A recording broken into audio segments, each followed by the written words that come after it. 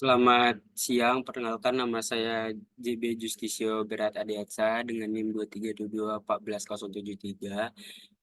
Hari ini saya akan mengerjakan UAS dengan mata kuliah aplikasi teknologi dan digital. Dan soalnya itu suruh memilih salah satu tools dan Gen AI yang pernah saya ketahui atau biasa saya pakai. Saya ambil contoh yang biasa saya pakai itu ChatGPT.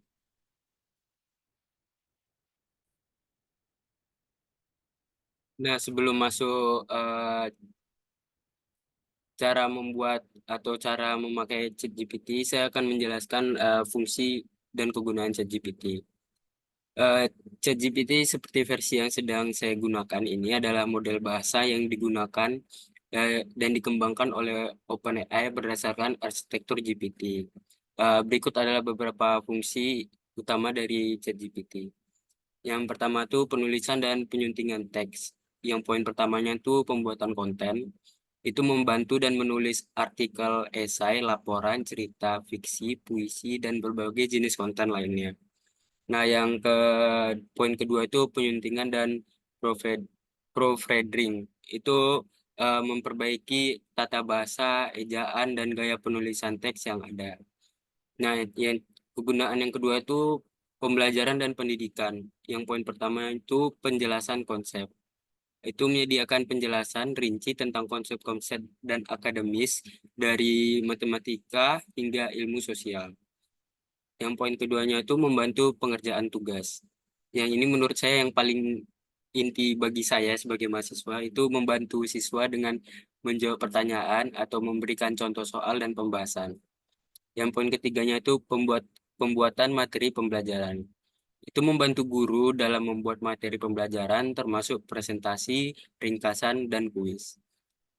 Kegunaan yang ketiga itu dukungan pelanggan. Yang poin pertama itu chatbot layanan. Itu menggunakan ChatGPT sebagai basis untuk chatbot yang dapat memberikan dukungan pelanggan, menjawab pertanyaan umum, dan menyelesaikan masalah dasar. Nah, yang keempat itu pengembangan produk. Poin pertamanya itu ideasi produk, menghasilkan ide-ide kreatif untuk produk baru atau fitur yang dapat dikembangkan. Yang poin keduanya itu penulisan kode, itu membantu dalam penulisan dan debugging kode untuk berbagai bahasa pemrograman. Untuk yang fungsi kelima itu kreativitas dan hiburan. Untuk poin yang pertamanya penulisan cerita dan skrip, itu membantu penulis skenario atau novelis dengan ide cerita, dialog, dan pengembangan karakter.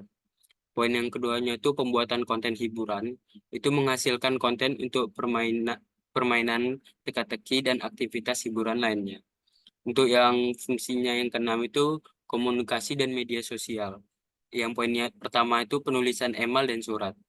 Itu membantu dalam penulisan email, surat bisnis, atau pesan pribadi dengan berbagai gaya. Untuk poin keduanya itu konten media sosial. Itu membantu dalam membuat konten untuk postingan media sosial, caption, dan kampanye kampanye pemasaran. Nah, untuk poin yang ketujuh itu penelitian dan informasi. Poin yang pertama itu pencarian informasi. Itu menyediakan informasi tentang berbagai topik berdasarkan pengetahuan yang sudah dilatih hingga September 2021. Nah, untuk poin yang keduanya itu ringkasan dokumen. Itu membuat ringkasan dari dokumen panjang untuk memudahkan pemahaman. Nah, untuk fungsi yang ke-8 itu personal assistant. Untuk poin yang pertamanya itu manajemen waktu. Itu membantu dalam mengatur jadwal, mengingatkan tugas, dan merencanakan kegiatan. Untuk poin keduanya itu pemberi saran. Itu memberikan saran tentang berbagai hal, mulai dari resep masakan hingga destinasi wisata. Nah, yang kesembilan itu latihan dan pembelajaran bahasa. Nah, yang poin pertama itu latihan bahasa asing, itu membantu pengguna dalam mempraktikkan dan belajar bahasa baru mulai percakapan dan latihan. Nah, yang kedua itu terjemah sederhana. Itu membantu dalam penerjemahan kalimat atau firasa dari satu bahasa ke bahasa yang lain.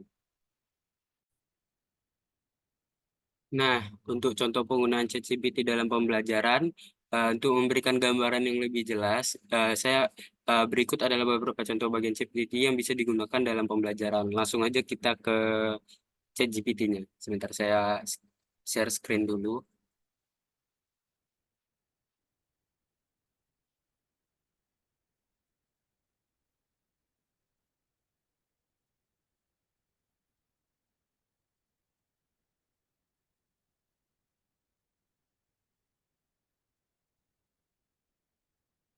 Nah, ChatGPT itu kan ada eh, tiga ya. Yang pertama tuh bisa untuk menulis esai, menyelesaikan soal matematika, dan membuat ringkasan. Mungkin saya akan mengambil contoh yang menulis esai saja. Jadi kita misalnya meminta tolong GPT untuk eh, bisakah kamu, saya akan suruh GPT untuk menulis esai tentang dampak revolusi industri pada masyarakat.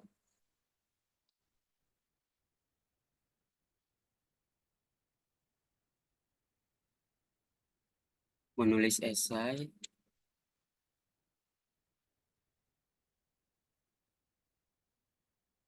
tentang dampak revolusi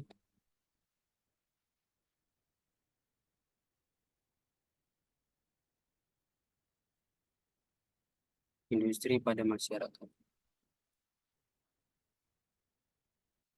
Maaf,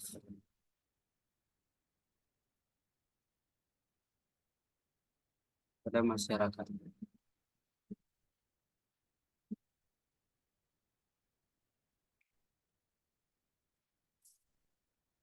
Nah, langsung saja kita.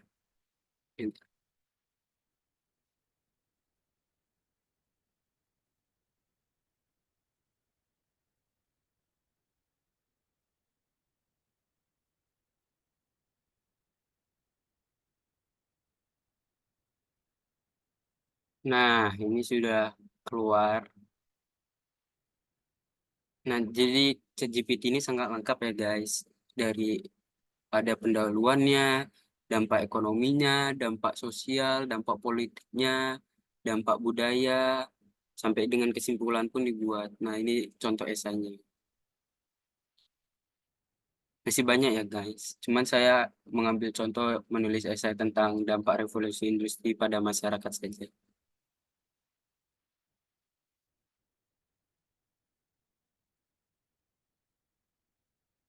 Nah, tadi itu adalah contoh eh, langsung ke aplikasi GPT-nya. Jika ada kelebihan atau kekurangan, saya minta maaf. Saya JB Justisio Bera Adiatsa, izin pamit. Terima kasih.